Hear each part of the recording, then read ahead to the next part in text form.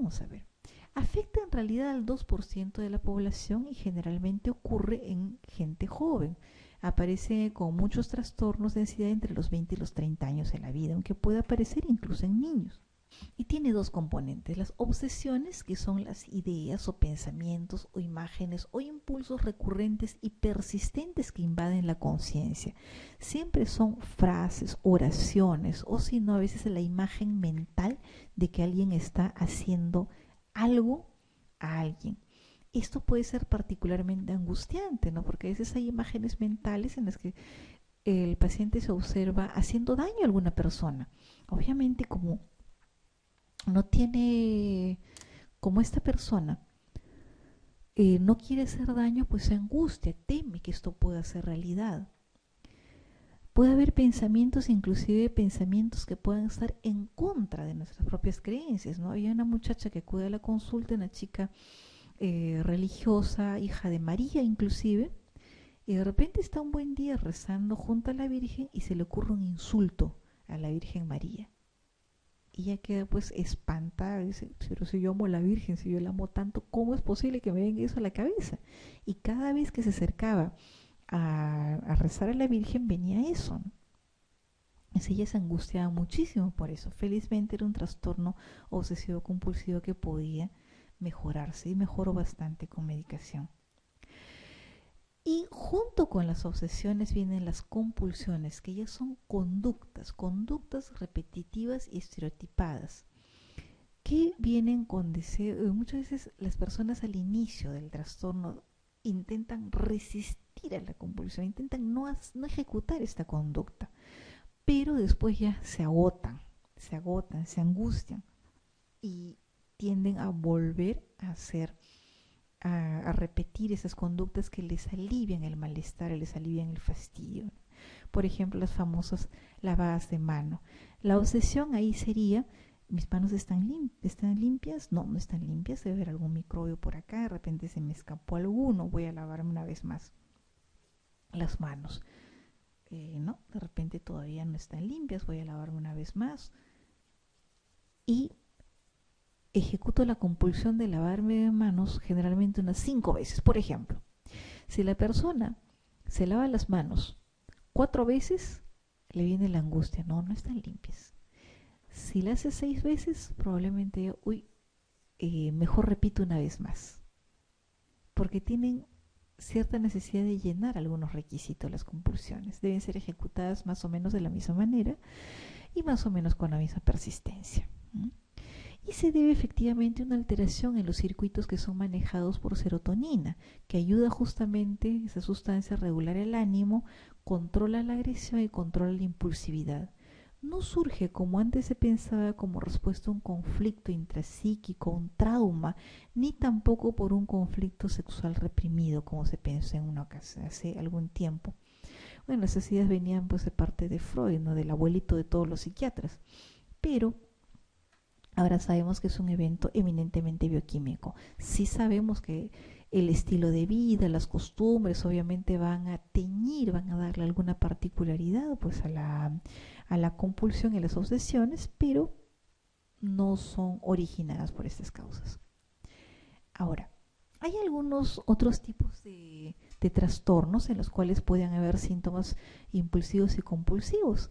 Algunos, por ejemplo, podrían ser estos, a ver si los recordamos. Será en la epilepsia, en el síndrome de Gilles de la Tourette, en la demencia, en la encefalitis herpética o tal vez en todos los anteriores. Y nosotros hemos observado todo esto de repente en algún momento cuando hemos sido internos. Y en realidad encontramos que se puede dar en casi todas estas circunstancias. Los síntomas impulsivos pueden existir en todos esos trastornos con base mayormente orgánica. La modificación de conducta, las técnicas cognitivo-conductuales que muchos psiquiatras manejamos pueden ayudar en estos casos, pero no pueden eliminar la base bioquímica que subyace en esto, ¿no? Por ejemplo, por más modificación de conducta que se haga, esto no sustituye un buen tratamiento con anticonvulsivantes en el caso de la epilepsia. Si es que hay una infección, con el caso de la encefalitis herpética, tengo que disminuir los síntomas inflamatorios. En el caso de que haya algún problema en neurotransmisores, tengo que manejar esa situación. En el caso de Gilles-Latourette, probablemente necesitaría un antipsicótico para poder manejar algunos síntomas, ¿no? Y si yo no modifico ese estrato bioquímico, no puedo manejar los impulsos que pueden ser coprolalia, pueden ser movimientos estereotipados y otras cosas más. Ahora, muchas veces, de repente en la emergencia, a eso de las 12 de la noche, hemos tenido la tentación de catalogar a alguien de hipocondriaco. O a veces hemos escuchado a los asistentes viejos que nos han dicho, ay, tengo un paciente hipocondriaco. A veces tienen razón. Veamos, ¿en qué consistirá el trastorno hipocondriaco? ¿Será un síntoma físico concreto que surge tras estresores psicosociales relevantes para el sujeto? ¿O que engloba tal vez una variedad de síntomas somáticos de larga duración? ¿O que se caracteriza por una preocupación persistente por un defecto físico real o imaginado? Conduce a quien lo padece a solicitar que se le realicen un montón de pruebas aún bajo nuestra resistencia, y es o no siempre de características delirantes. En realidad encontramos que son muy demandantes de pruebas, ecografías, resonancias, exámenes de sangre, etcétera. Y mientras más raro el nombre del examen, por ejemplo, anca, rana o cosas por el estilo, tal vez más se sientan fascinados por estas cosas. La hipocondría es la creencia de que síntomas físicos reales o imaginarios son signos de una enfermedad grave, a pesar de la certeza médica y que varios colegas le hayan dicho que no tiene el trastorno que la persona teme, que no hay evidencia de que existe ese trastorno. Y esto ocurre porque los signos corporales son interpretados de manera catastrófica, de manera terrible, ¿no? Contaban que una vez en Nueva York, en un teatro famoso en Broadway, había una persona, un actor famoso que estaba escuchando pues a un médico, ¿no? Resulta que una chica, una de las bailarinas, se había desmayado en el escenario, ¿no? Entonces él, por ayudar a la bailarina, llega cuando ya el colega pues estaba avanzado en el interrogatorio, ¿no? Y el colega le pregunta a la bailarina, ¿tiene usted náuseas en la mañana? ¿Ha tenido usted mareos? ¿Ha tenido usted sensación de hiporexia? Y el actor, pues asustado, le dice, sí, doctor, yo he tenido todo eso. ¿Mm? Y el colega le dice aparte, yo estoy preguntando para ver si la chica está embarazada. ¿Mm? Entonces, no creo que usted tenga los mismos síntomas, señor. A veces pasa, cualquier noticia, cualquier síntoma puede ser interpretado como signo de que puedo tener algo terrible dentro del cuerpo. Y el paciente pasa su vida de consultorio en consultorio, como los gringos lo llaman doctor shopping, ¿no? Cuando hay una cura milagrosa, cuando hay una cuestión nueva, el médico de moda, etcétera, ellos van a estar ahí. Se tranquiliza temporalmente cuando un colega le dice que ha encontrado alguna enfermedad, ¿no? A veces algún colega, llevado pues de la compasión, le dice, mire, sí, efectivamente yo he encontrado tal cosa, ¿no? Para ver si lo puede tranquilizar, ¿no? Y le da pues Obecal, pues sea placebo al revés, ¿no? Pero desgraciadamente al poco tiempo la enfermedad emerge, la hipocondría, y encuentra nuevos síntomas y nuevas molestias. Desgraciadamente muchos suelen caer en manos de estos estafadores que les ofrecen noni, les ofrecen otro tipo de vitamina Santa Natura, Kaita Omnilife, etcétera, ¿no? El vencedor de la diabetes, desgraciadamente, colegas con los que promocionan Magnesol, que no deberían hacerlo, saben que Magnesol tiene una condena en el Poder Judicial, si mal no recuerdo, es sancionada por estafa, mejor dicho, por propaganda engañosa. Entonces, esas personas encuentran una respuesta temporal nuevamente hasta que, bueno, alguien encuentra cuál es el trastorno real y deriva a la persona a un psiquiatra, o si tiene formación psicoterapéutica. Muchos colegas a veces tienen ahora formación terapéutica en alguna escuela y pueden iniciar algún tratamiento. Algunos pacientes incluso han sido sometidos a operaciones sin tener una base real o sin necesidad real, solo por la angustia y la preocupación y por la falta de diagnóstico. Ahora, volviendo al trastorno obsesivo compulsivo, ¿cuál será el principal tratamiento farmacológico? Si es que sabemos que el origen está en la serotonina, ¿cuál será? Los antipsicóticos, la benzodiazepina, los inhibidores de la recaptación de adrenalina, los inhibidores de la recaptación de serotonina o los estimulantes. Como la lógica nos dice, en realidad son los inhibidores de la recaptación de serotonina. Ahora, son igual de eficaces que una vieja amiga, la clorimipramina. Pero la ventaja que tienen los inhibidores selectivos de la recaptación de serotonina, fluoxetina, sertralina, citalopram, etc., es que producen menos efectos secundarios y por lo tanto tienen mejor posibilidad de ser tolerados y de hacer un buen apego al tratamiento. Y la efectividad antiobsesiva parece ser independiente de la actividad antidepresiva. Ojo, de todas maneras, ojo con las expectativas que tengamos y las expectativas que tenga el paciente. Si nosotros notamos que las obsesiones son, manejables, son muy altas, podemos estar relativamente tranquilos. Pero si las compulsiones son muy notorias, muy graves y anulan grandemente la vida del sujeto, entonces esto nos puede indicar que no va a haber una buena respuesta. Entonces necesitamos calmar al paciente y decirle que por lo menos vamos a aliviar en algo sus molestias. Ahora, sobre los trastornos somatomorfos que también se nos presentan en la consulta, ¿cuál de esas afirmaciones no será cierta?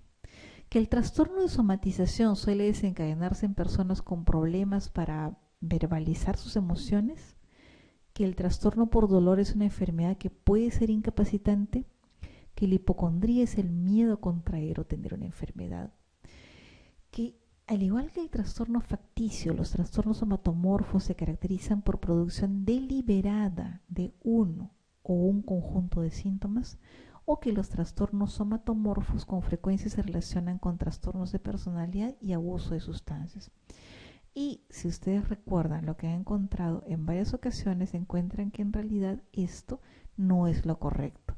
El trastorno facticio es el que se caracteriza por la producción deliberada de uno o un conjunto de síntomas. El resto sí es verdad, sí es cierto. Todos estos son los trastornos somatización. Los trastornos con síntomas físicos. Son síntomas físicos. La persona realmente siente dolor, realmente siente náuseas, realmente tiene parestesias, realmente las percibe. A veces nosotros tendemos a pensar que es la imaginación del paciente. Y los familiares muchas veces dicen, se hace. Se hace, es una loca que viene haciendo esas cosas, porque muchas veces la persona que acude con esto suele ser mujer. En realidad es un trastorno. Recordemos que los síntomas existen, que después de la evaluación requerida no se explican por la enfermedad física. Y son el trastorno de somatización, el somatomorfo indiferenciado, el trastorno conversivo, el trastorno por dolor, una secuela de dolor, la hipocondría y también el trastorno dismórfico corporal. Y recordemos también que los trastornos facticios, falsos, tienen síntomas tanto físicos como psicológicos creados adrede, intencionalmente para asumir el papel de enfermo, ya sea porque la persona cree que puede obtener alguna ventaja de esto o porque piensa que así puede obtener algún beneficio extra. Es cuando yo era residente de primero y estaba en el Seguro Social, detectamos en neurología a un paciente con un trastorno facticio en que fingía tener un problema de estabilidad. ¿Por qué? Porque esto le iba a garantizar una jubilación temprana. Recuerden, sobre todo los colegas que vayan a ingresar al seguro, que en el seguro social, o los que trabajen con los sistemas de aseguramiento, pueden haber ese tipo de pacientes que quieran cobrar primas o que quieran jubilarse temprano alegando una enfermedad. Eso es lo que trabajamos en el MISA, no tenemos tanto ese problema, ¿no? Pero los que trabajan con el seguro, los que van a hacer medicina familiar, tengan cuidado siempre con esto. 10. Atendemos al típico paciente que uno no quiere ver nunca en el consultorio, un paciente pesado, con quejas diferentes, que tenemos la sensación de que nunca sigue nuestras recomendaciones. De repente que le damos una receta y me dice, doctorcito, ¿sabe qué? Yo no la hice porque, bueno, a mí no me gusta tomar pastillas. O doctora, ¿sabe qué? Me parece que es muy fuerte porque la última vez me chocó lo que tomé, entonces yo tomé la mitad, ¿no? Y no tomé como usted me dijo. Le digo la verdad honestamente. Felizmente que no dice la verdad, ¿no? Y eso obviamente después de habernos tragado una consulta, de que el paciente vuela con molestias, que quiere que se las resolvamos y que encima sabemos que no va a seguir nuestras indicaciones, nos va a producir bastante fastidio, sentimientos subjetivos que no podemos mencionarle al paciente porque serían inconfesables, ¿no? ¿Y cómo se llaman estos? Desconfianza, transferencia, contratransferencia, discurso o mundo interno. Como todos recordamos en algún momento, esto se llama contratransferencia, ¿no es cierto? Tenemos derecho y nosotros manifestamos también emociones frente al paciente. Eso es verdad, eso ocurre, eso siempre pasa. Recordemos que en la transferencia el paciente proyecta sobre nosotros los sentimientos, las vivencias y las emociones infantiles. Tal vez este pacientito en algún momento haya tenido pues figuras de autoridad que siempre lo han obligado a obedecer, que siempre lo han presionado para hacer ciertas cosas, él nunca se pudo revelar y nosotros los médicos todavía somos figuras de autoridad.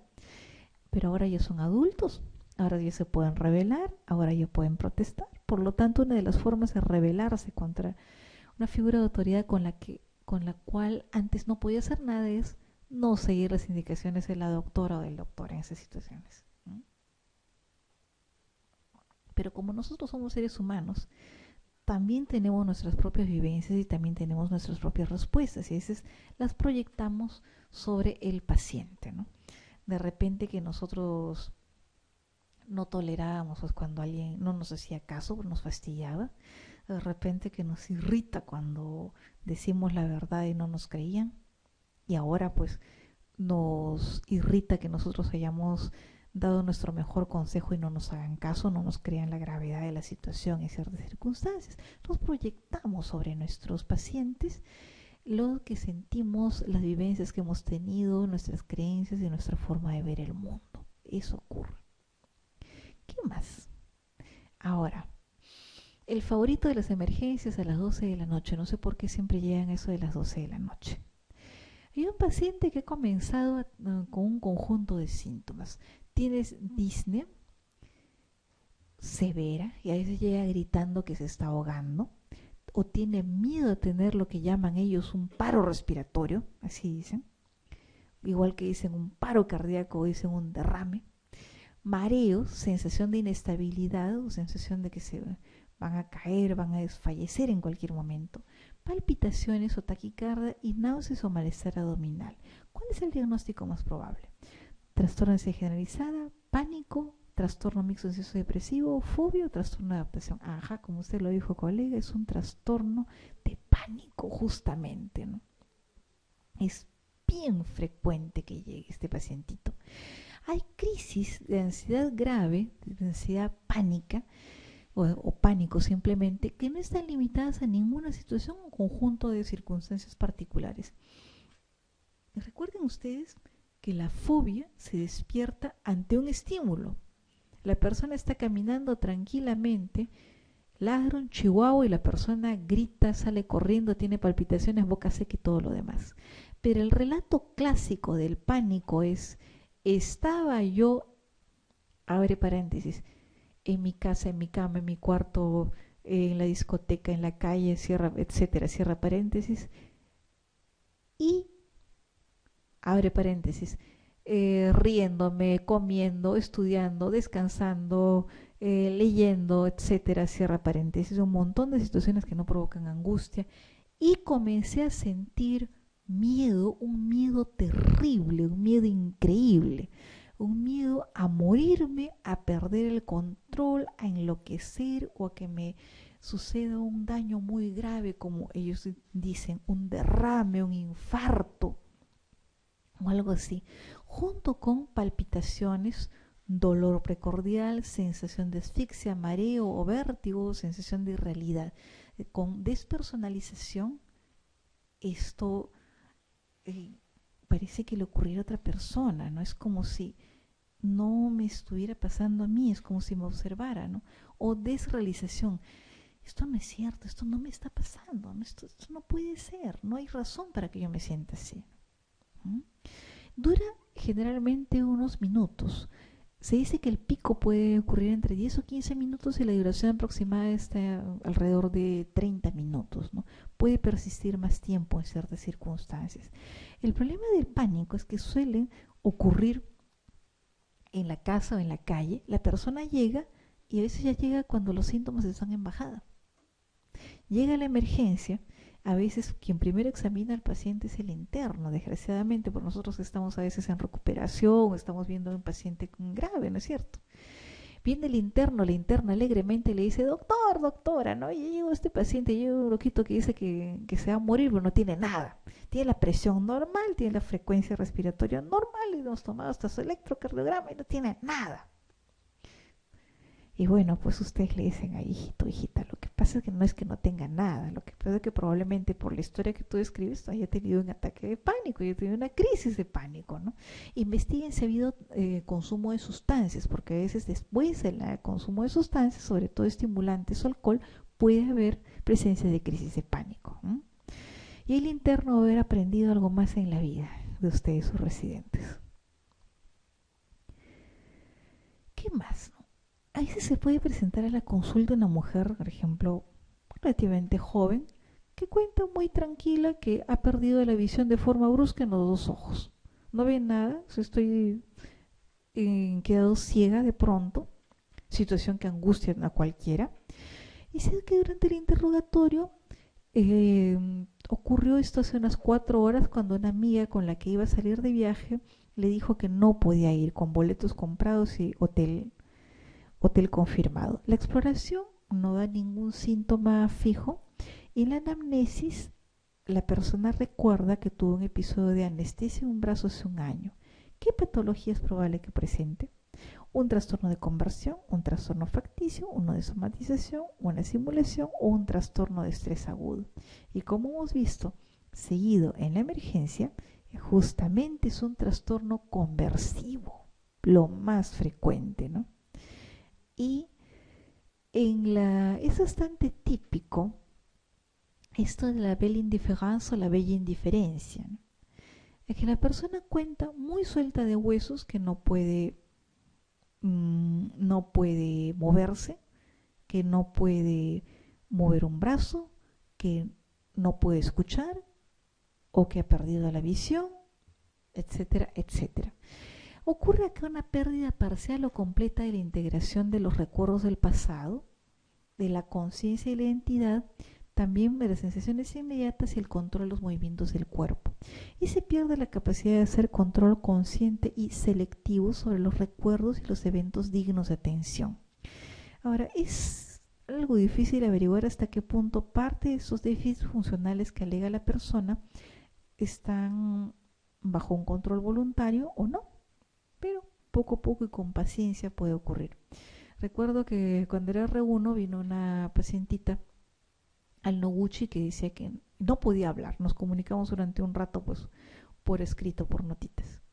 Era una pacientita que se apellidaba Mioda, un apellido alemán, y era morena, como muchas morenitas bonitas que vienen de Chincha, una periodista que vivía con sus padres. Y resulta que esta muchacha tenía un enamorado.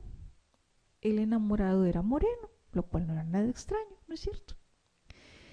Y decidió, pues muy contenta, como un buen muchacho profesional y todo lo demás, decidió llevarlo pues a que conozca a la familia. ¿Mm?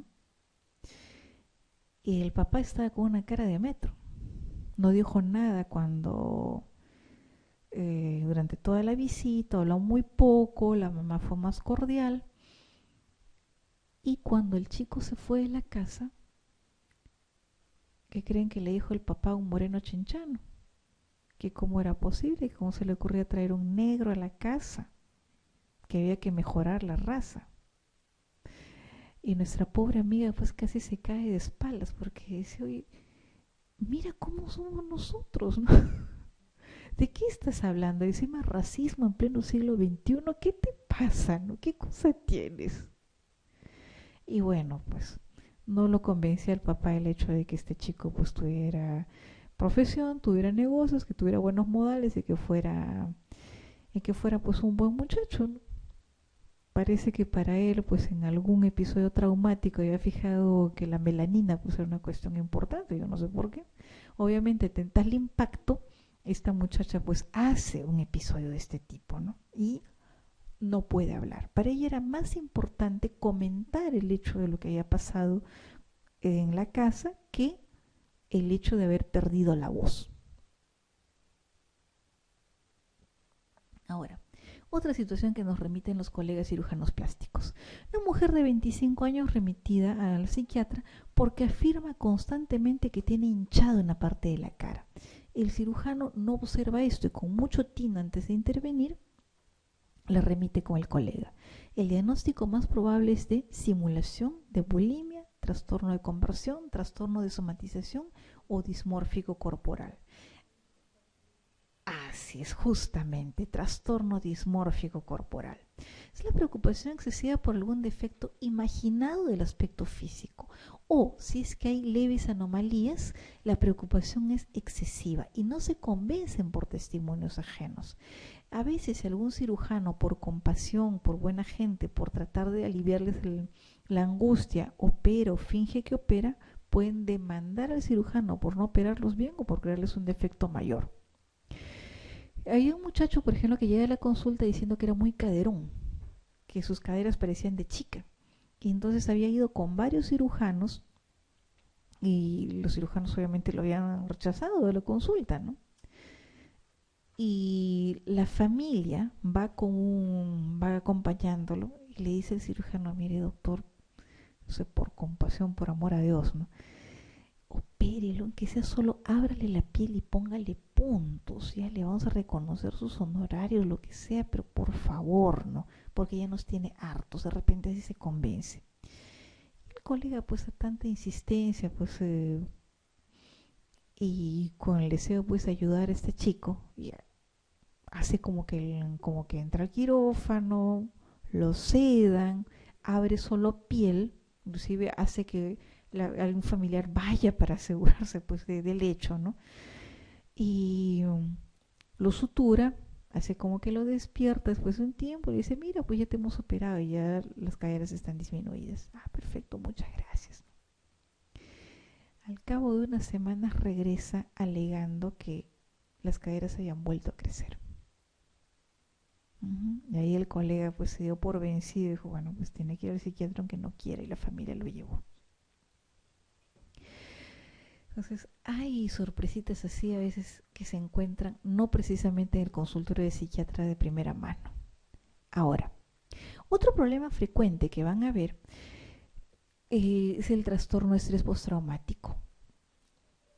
Aquí están los criterios y cuál de estos no será un criterio de estrés postraumático. La reexperimentación del episodio, el aumento de grado de alerta, la evitación de estímulos, el estado de ánimo deprimido o la restricción de la vida afectiva.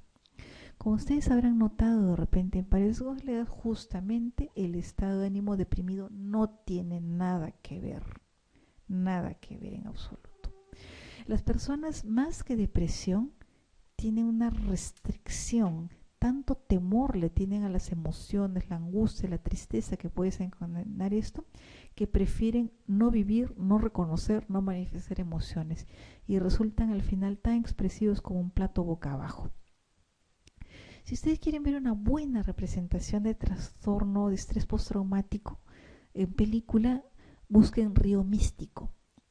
El personaje de Tim Robbins, que fue un niño que fue secuestrado de pequeño y violado durante varios días y consigue escapar, ¿no? En realidad los tres pequeños, los tres amigos, el personaje de Tim Robbins, el de Sean Penn y el de otro que no recuerdo, tienen en mayor o menor grado trastorno de estrés postraumático, pero en el que es evidente con todas las de la ley es el personaje de Tim Robbins.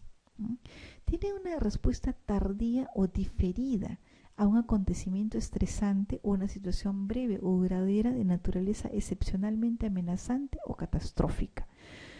Por ejemplo, terremotos, haber visto un accidente, haber sufrido un accidente, un ataque, robo, violaciones, asaltos, temblores, pérdida del equipo favorito. ¿No? Aunque no vayamos al mundial, no sé si será algo así, pero bueno.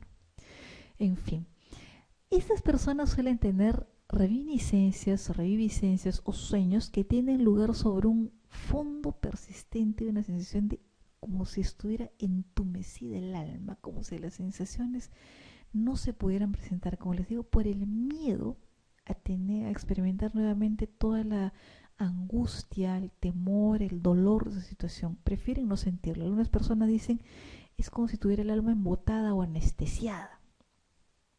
Tienen falta de capacidad de respuesta al medio y anedonia. Claro, si bloqueamos los sentimientos para no sentir lo desagradable, también bloqueamos lo agradable. La persona no puede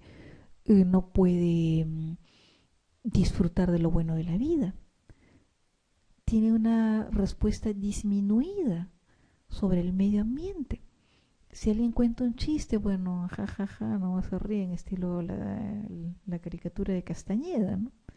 Si hay un acontecimiento triste, eso, bueno, qué tristeza, ¿no? Pero nada más. Pero, al contrario, si escuchan hablar o tienen referencia de algún episodio traumático, del mismo episodio también, pueden tener estallidos dramáticos y muy agudos desencadenados por esos estímulos o por los recuerdos, ¿no? En la última etapa, por ejemplo, al medio de ese drama en Río Místico, Tim Robbins ve a un muchacho que aparentemente va a agredir sexualmente a otra persona, un muchachito. Entonces estalla en ira y comienza a golpearlo tanto que tiene el temor de haberlo matado. Tiene mucho miedo de hacer esto. No puede controlarse en ese momento de cólera, de rabia y de angustia, ¿no? Porque actualiza la situación que él vivió de pequeño. Entonces, y esto recuérdenlo, y lo van a encontrar mucho de repente después de la residencia, cuando ustedes tal vez vayan a trabajar a zonas en las que ha habido mucha violencia, o de repente van a encontrar personas que tal vez las reciban en el hospital como R1 en un momento y luego notan que vuelven a la emergencia, no 6 meses, un año después por episodios de este tipo. Ojo, los procedimientos quirúrgicos o los procedimientos de otro tipo que sean graves o las estancias hospitalarias en su situación de gravedad también pueden producir trastorno de estrés postraumático. Entonces, cuando sean residentes a cargo de pacientes, recuerden esa posibilidad y instruyan al paciente sobre la necesidad de buscar apoyo y ayuda. Ahora, nosotros usamos con mucha frecuencia benzodiazepinas para poder ayudar a los pacientitos para disminuir la angustia. ¿Cuál de todas estas será la de acción más corta? Diazepam, clordiazepóxido, lorazepam, alprazolam o triazolam. De todos nuestros recuerdos de farmacología, recordamos que justamente es el triazolam.